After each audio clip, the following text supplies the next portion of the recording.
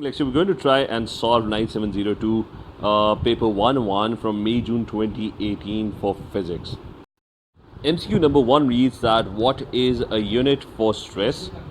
Now stress is the formula for stress is force over cross-sectional area. Now the formula for force is mass into acceleration, and we already know the unit for area. Area is always in meters square. And we will now add the unit for mass and acceleration. Unit for mass is given as it's always in kgs, and the unit for acceleration that's given as meters per second square. So it's change in velocity. Acceleration is change in velocity over time. So change in velocity. Velocity is meters per second, or distance per time, distance per unit time. So it's meters per second. So change in velocity with respect to time. So it's meters per second divided by second. So it becomes meters per second square.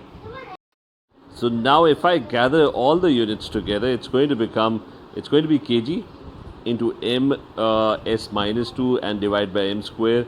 So the unit overall unit would become kg. This m at the top, and it's being divided by m square. So it's going to become m minus 1. So it's going to become m minus 1. And since you're dividing it by second square, so it's going to become s minus 2. So this would be your unit, the overall unit for stress. So that's your answer. It's going to be option A. Option A is going to be your correct option for this question.